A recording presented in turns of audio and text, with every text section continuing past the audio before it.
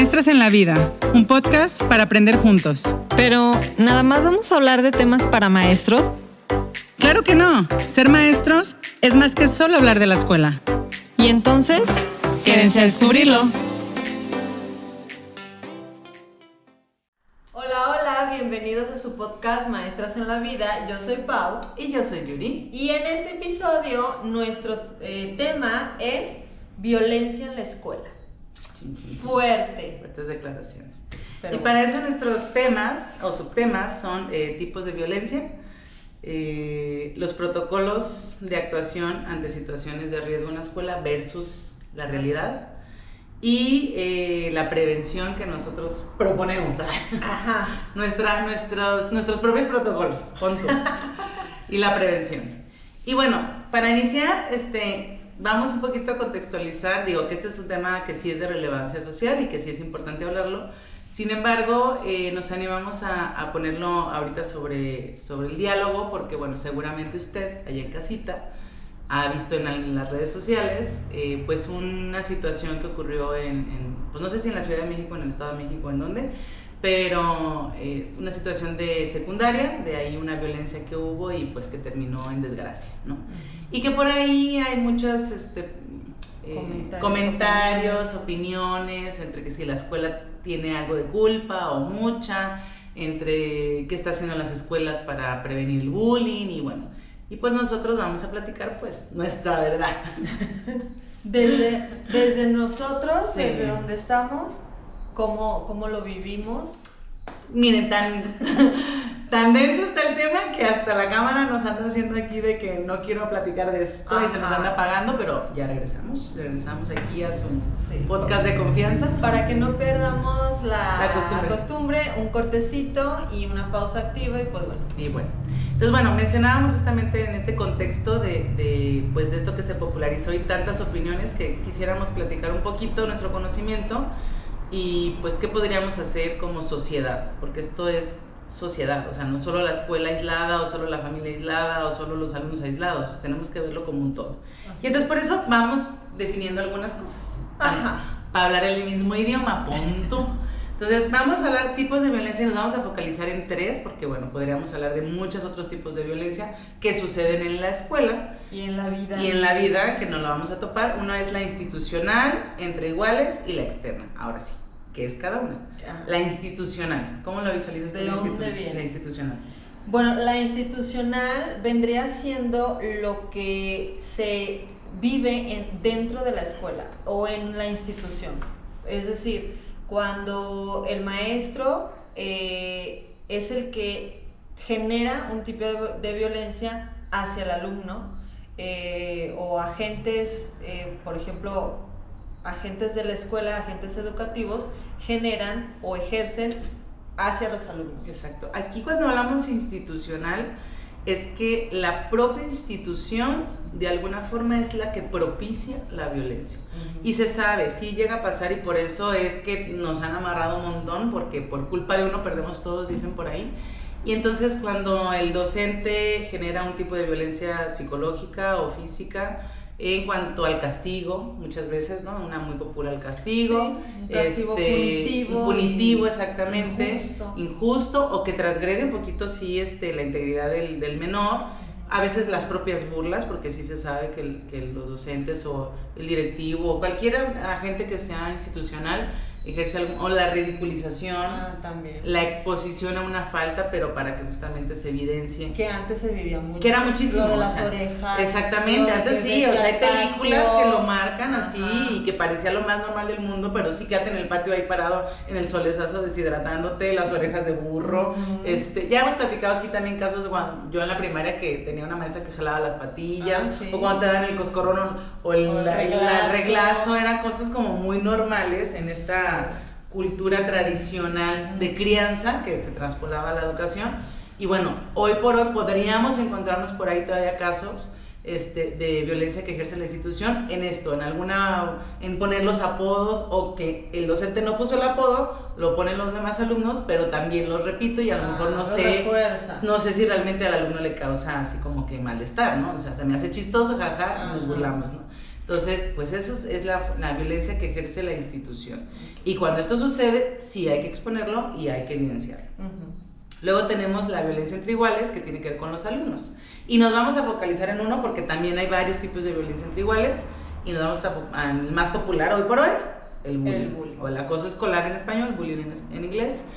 Y pues tiene que ver justamente igual, con lo mismo que le acabo de decir, pero entre iguales. Pero entre alumnos. Entre alumnos, exactamente, igual. El poner el apodo, el acoso, el estar ahí. Siempre aquí va a haber 3 elementos que son claves para identificar: el agresor, la víctima y los observadores. Porque siempre hay observadores y por eso el agresor le gusta, porque sabe que los demás ahí están viendo que ese es el que tiene el poder, ¿no? Entonces, pues aquí para que se considere acoso es que es repetitivo. No es que alguna vez hubo un pleitito por ahí o se hicieron de palabras y ahí quedó. Eso no es como tal acoso escolar o bullying. Eso fue alguna situación extraordinaria. Para considerarse acoso es que es repetitivo y constante. Y ya la víctima pues ya está sufriendo un daño psicológico, emocional o físico, etcétera, ¿no? Y por último tenemos la externa. ¿Cuál era la externa? La externa entran en juego los factores que están fuera de la institución, en este caso las familias, riñas que tienen los alumnos pero fuera de la escuela, las pandillas, porque a veces típico que ya algunos alumnos, por ejemplo en secundaria, que es donde se va más común, o primaria mayor, que se empiezan a juntar con los de la secundaria de la zona, de la localidad, y entonces van por ellos a la salida, pero ya ves así como que llegan en manada, el barrio lo respalda. Exactamente. Entonces, ahí alcanzas a saber que pues se ejercen cierta presión con los de adentro. Claro. Entonces no nomás es que todos son de la escuela tal cual, no, a veces son de la zona, de la localidad, del barrio, del pueblo, lo que sea, y que justo eso los hace sentir con poder porque llegan varios, ¿no? Montoneros son. Sí. Y fíjense, aquí lo importante es que nosotros nos basamos un poquito para tipificar la violencia en un manual de la UNESCO que se llama Poner fin a la violencia escolar. Se lo recomiendo, maestros, papás también, léanlo. Lo pueden googlear y ahí lo encuentran fácil. Pero justamente en este manual no manifiesta a las familias como violencia externa. Nosotras sí lo ponemos porque muchas veces son los padres de familia los primeros promotores de esa violencia. ¿Qué sucede? Que nosotros lo vemos mucho en preescolar, que si los niños ya tuvieron ahí una rencilla o se miraron feo, los papás se lo toman tan personal, que son los que se están peleando afuera de la escuela. Los niños no. No, y luego, ¿qué tal si te vuelve a pegar, tú hazlo? Y si te hace esto, tú regrésasela. Entonces sí lo consideramos importante nombrar como es. O sea, muchos padres de familia o muchas familias generan violencia externa hacia la escuela o propician que los alumnos tengan conductas violentas, agresivas. Entonces, pues sí se tiene que decir con sus palabras, porque el minimizar eso es lo que nos ha llevado a tener estas consecuencias también. O sea, no responsabilizar a los primeros progenitores o criadores. Sí, es que pareciera, o sea, yo me pregunto y digo, bueno, ¿por qué nada más decir, bullying, escuela? Culpables, los maestros que no hicieron nada. A ver, espérate, pero este niño buleador también tiene papás y también se supone que lo están educando y lo están criando. Entonces, ¿dónde está su influencia? Y su responsabilidad. Y porque de hecho en esta violencia externa es donde catalogamos el caso popular de la secundaria en la Ciudad de México, que se ha popularizado, porque fue una situación donde se agarraron a golpes fuera de la escuela a causa de un montón de situaciones que a lo mejor pudieron estar adentro y afuera de la escuela, y terminó llevándose afuera de la escuela. Esto no quiere decir que la escuela no tenga corresponsabilidad, ahorita llegamos a eso. Sin embargo, hay que dividirlo para entender las injerencias que tiene la escuela en cada uno de los tipos de violencia. Así es. Porque si no lo entendemos desde ahí, para todo queremos culpar a la maestra, al director, y no hace nada, nunca hace nada. A lo mejor no, si hay una violencia institucional. A lo mejor sí están haciendo mucho, pero no podemos resolver todo el problema. Exacto, o sea, sí es válido que la escuela, como dice Yuri, sea corresponsable, pero no es la total responsable de la situación, en ninguno de los aspectos, o sea, porque en este caso se está también culpando a la escuela, de que es que no hizo nada, de qué hizo. La verdad es que no sabemos no vamos tampoco a justificarlo. tiene la escuela Pero desde Intenso. nuestra experiencia, que también han llegado, bueno, no sé si en tu caso, pero en mi caso ha pasado, y de lo que me han platicado mis alumnos que están en primaria o secundaria, lo primero que hacen siempre es que el maestro quiera que haga todo cuando sucede alguna situación conflictiva en el aula, ¿no? Entre 2 niños o 3, y entonces todo quiere que la escuela haga situaciones que aparte luego ni siquiera están dentro del protocolo, por esto llegamos al protocolo. Bien extremistas, los papás y ellos sí son bien extremistas. Pero quieren que seamos nosotros los que resolvamos todo, y cuando les decimos, oiga, platique con su hijo, esté al pendiente, ¿usted qué? ¿A usted no le importa? Y mire, o sea, Bueno, es así. en la casa no es jamás así. es así, nunca hace estas cosas, que a veces pues, le puedo creer a algunos, no a todos. Entonces, pues ahí cuando no existe un diálogo abierto y asertivo con ambas partes, es bien difícil para la escuela realmente generar estrategias de actuación, porque aunque las haga, nos ignoran. Exacto. En la mayoría de los casos, ¿no? Entonces, o volvemos a esto, hacemos lo poquito lo que nos corresponde dentro de la escuela, pero si afuera le sigues diciendo esto de, no, tú pégale más fuerte, no, a ti que te valga lo que te diga la maestra, o cuando quieres separar o algo, usted le está violentando los derechos de mi hijo. Bueno, entonces, ¿qué quiere que haga? Me acordé de la familia Pelucheros. ¿Qué quieres que haga?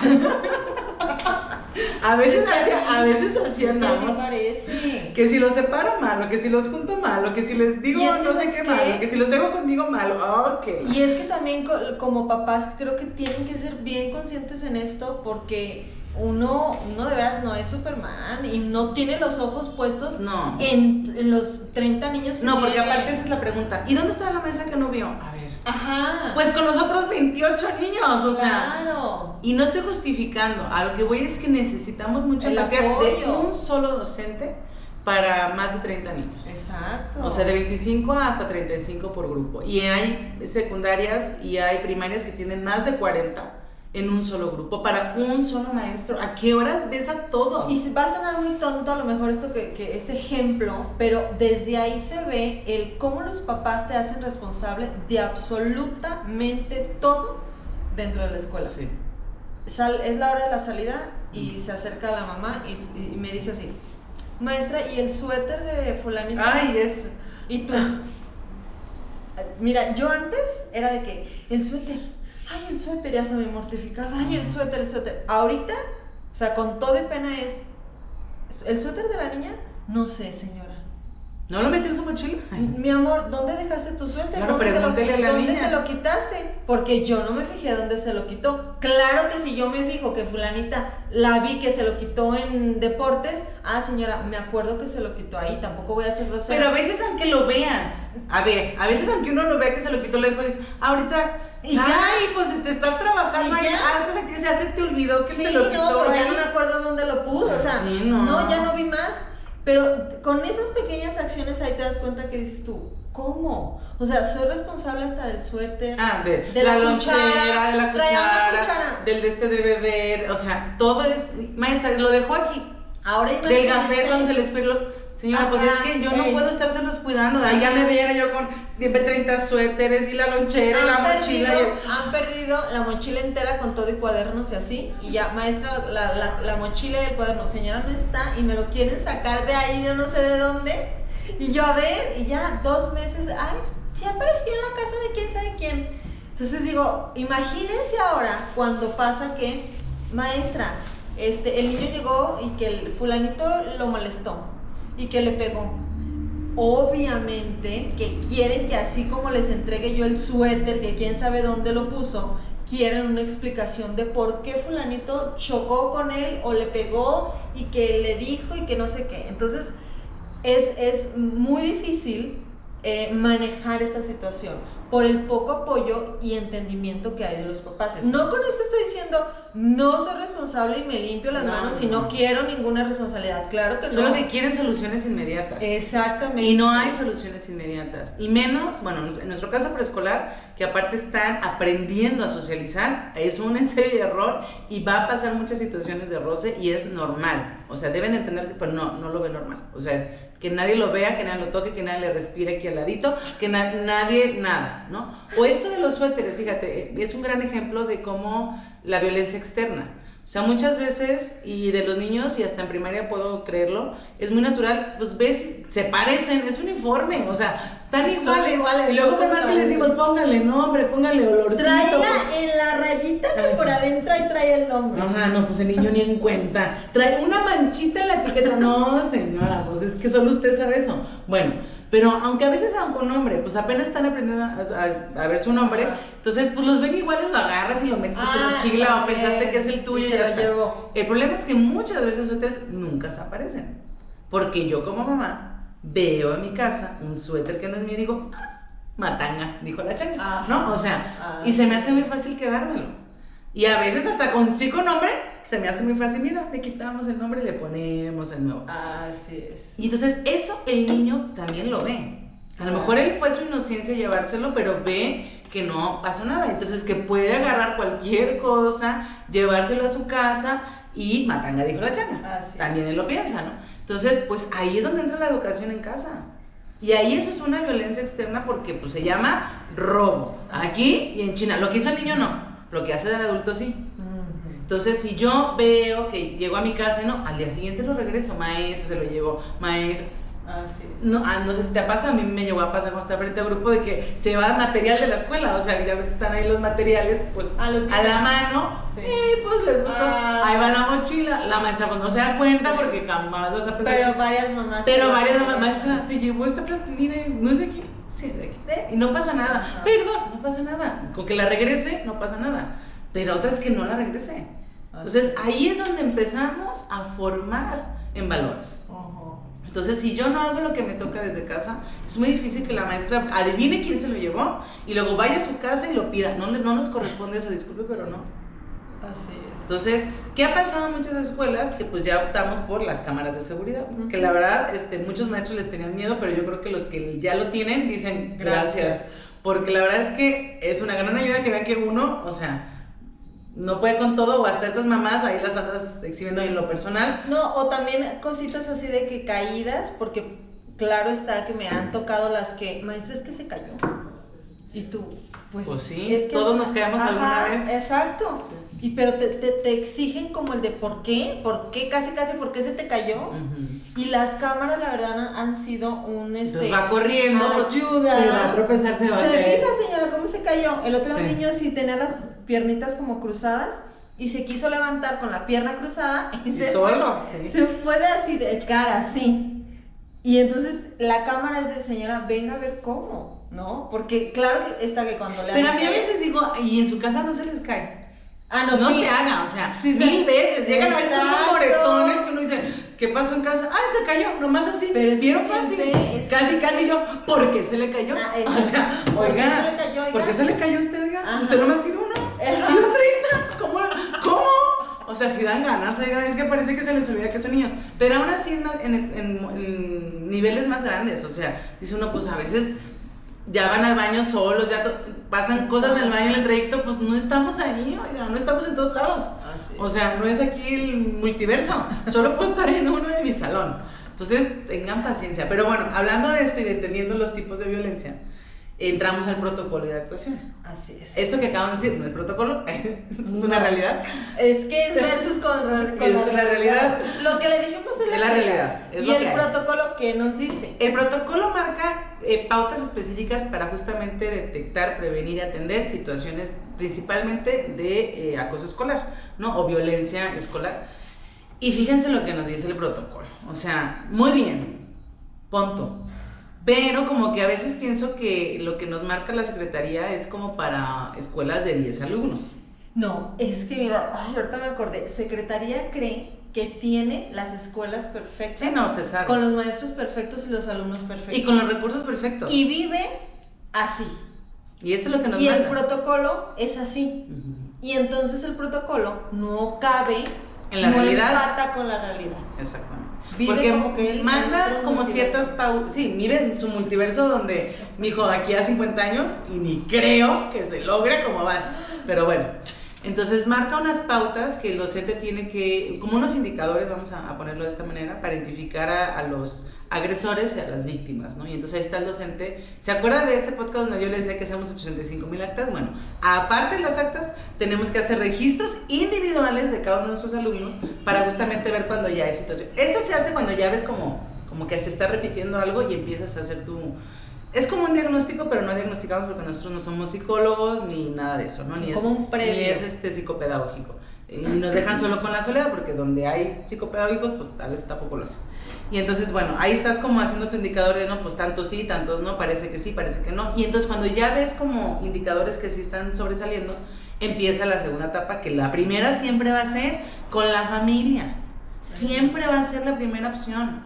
Es decir, manifestar la situación, levantar el acta número 500, levantar el acta, tomar acuerdos con la familia, a ver qué puede hacer la escuela, qué puede hacer en casa, cómo nos van a ayudar, qué vas, bla, bla, bla, bla, bla. Y ahí firma todo el mundo, ¿no?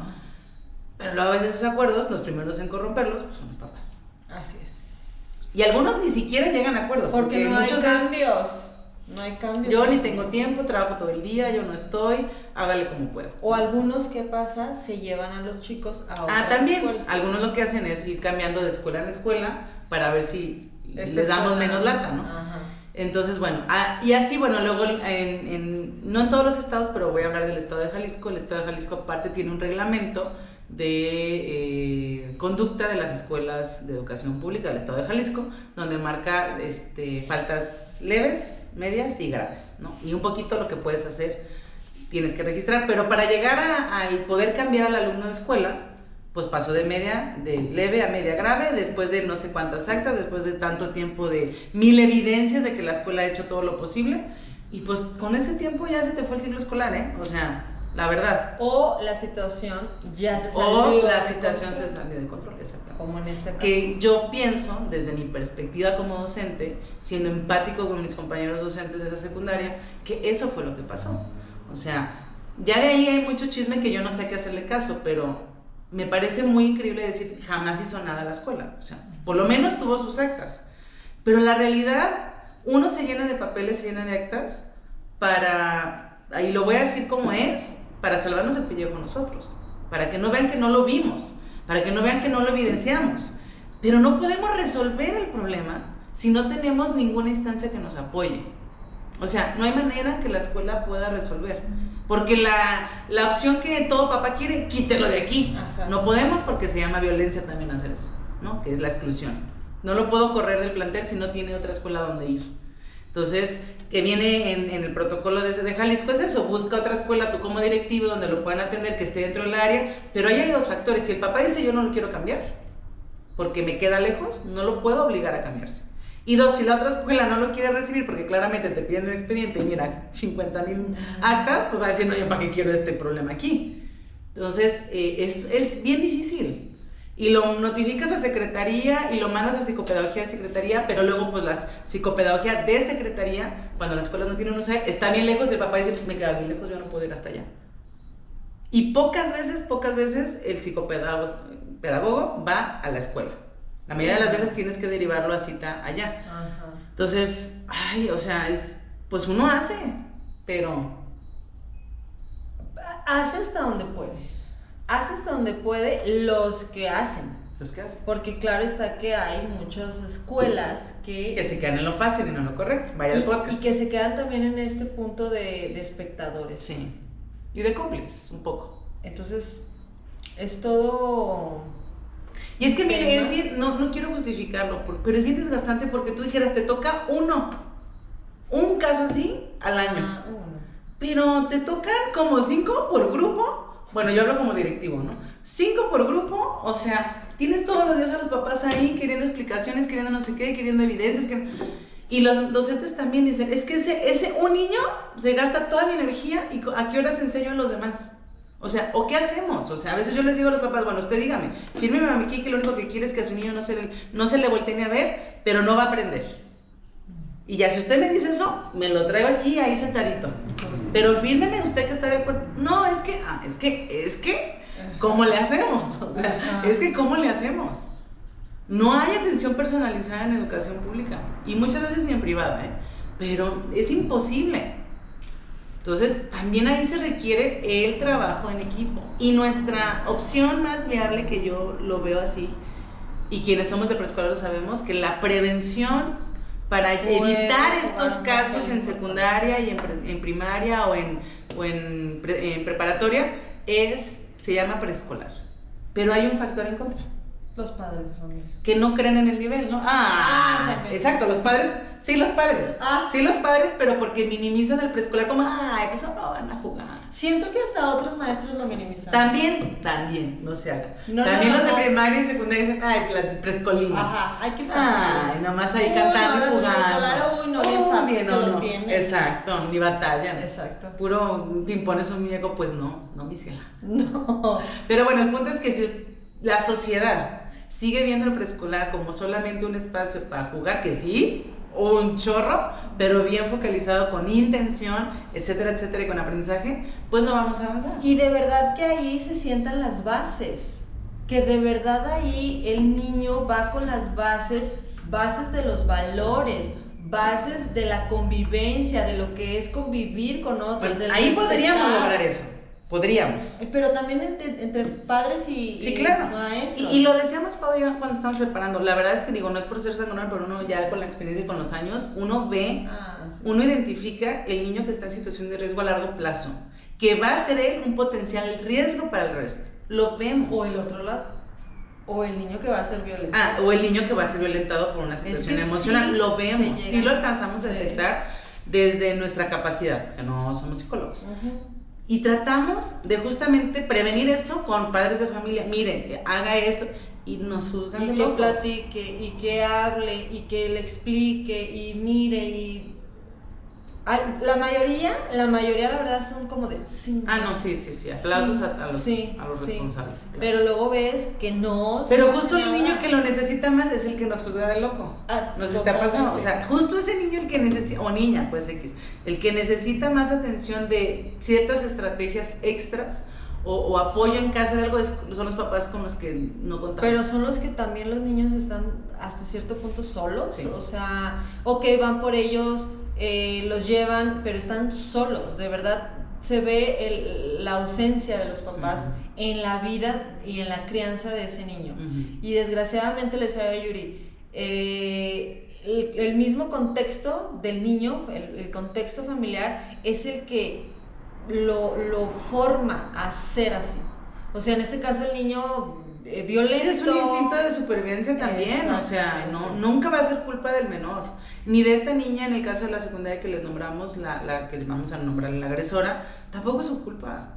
O sea, no minimizo su error y las consecuencias que deba tener, porque deben existir consecuencias, porque a lo largo de su trayecto y de su corta edad probablemente nunca tuvo consecuencias y por eso se dio con el poder de hacer algo así, pero tampoco es su culpa. Ella es una víctima de todo un sistema, y el sistema familiar y el sistema escolar y toda la sociedad que no estamos trabajando en conjunto. Y mientras queramos ver aisladas responsabilidades, no se va a lograr mejorar esta sociedad.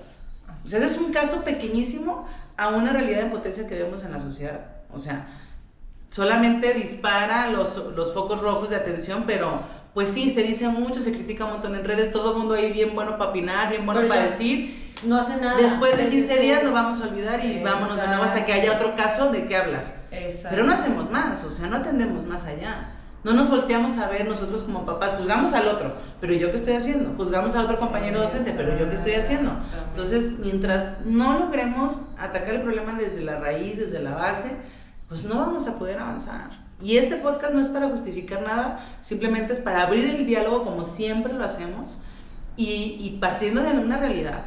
Lo que se espera, que lo veíamos en el podcast anterior de la infraestructura, ¿no? La realidad versus lo que nos piden. Pues ahora desde las prácticas, o sea, la violencia tan normalizada y sistematizada va a ser bien difícil cambiarla si no cambiamos la mentalidad de la forma en la que nos dirigimos a los menores de edad. Porque son menores de edad, o sea, los alumnos de secundaria y de preparatoria son menores de edad. No debemos olvidar eso. Entonces, ante la ley son niños. Ante la ley son niños. Entonces, nunca van a ser culpables de la situación que se está sobrepasando. Entonces, hagamos conciencia, hagamos lo que nos toca, pero trabajemos en conjunto. O sea, no puede ser yo, mi familia crió así, en esta escuela así, y todos para... Y el pobre niño así, pues ¿a quién le hago caso? ¿A quién le va a dónde? Pues, creo que a ningún lado. Si desde tu postura, como papá, como maestro, como autoridad, tomas tu responsabilidad, esa responsabilidad va a impactar en tu contexto inmediato, y ese contexto inmediato a su vez a los demás. O sea, si tú en tu familia tomas tu responsabilidad que te toca y el deber ser como papá, de lo que debes de trabajar con tus hijos, su conducta se va... Ay, es que este tema tan denso que Ya se cansó la cámara. la cámara dice ya, cállense. Otra pausita aquí. Pausa activa, pero bueno, ya vamos a cerrar. Sí. El punto es ese. Sí, o sea, les decía que esa crianza se va a ver impactada en otras áreas donde estemos, o sea, estén sus hijos, estén ustedes mismos, y es así la forma en que va a funcionar esto que dice Yuri, de que sí trabajamos en equipo. O sea, a fin de cuentas, como ella lo mencionó, somos un sistema familiar, sistema educativo, sistema social, pero cada uno desde su postura tiene que tener también y realizar su función, una función y pedir correcta. ayuda. A veces hay papás que no saben. Exacto. Y se vale no saber, oiga. O sea, nadie lo va a juzgar. Entonces, peor es quedarme callado y estar haciendo las cosas a lo mejor, pues no voy a decir ni bien ni mal, pero no las más correctas para el menor.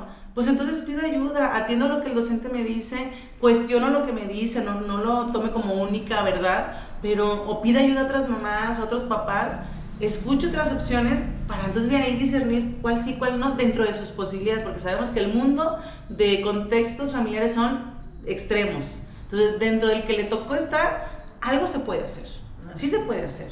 Entonces, pues, intentemos hacerlo, platiquemos, lleguemos a acuerdos, familias, escuelas, y lo mismo es la invitación a las escuelas, que luego a veces no quieren tener a las familias ahí o no quieren escucharlas.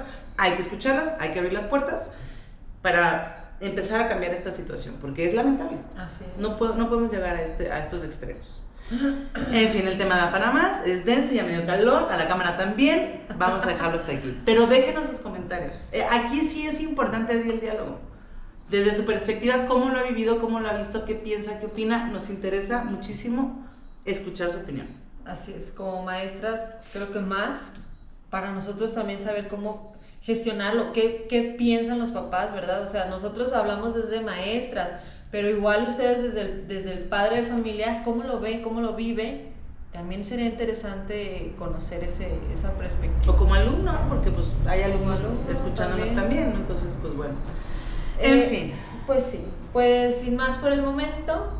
Nada más, no olviden seguirnos en nuestras redes. Recuerden que es YouTube, Instagram, TikTok y Spotify. Así es. Que ahorita me acordé de algo de Spotify, pero síganos en todas esas redes. En todas, sigan. Si ya nos siguen, dennos like. Y si no, por favor, denle seguir. Si nos está viendo, dele ahí seguir, dele like, porque luego... ¿Qué le cuesta? O sea, vemos como más vistas de los que siguen o más vistas de los likes. Usted dele, píquele a todo y comparta. Así es. Pues muchas gracias, nos vemos la siguiente semana. Chao. Adiós.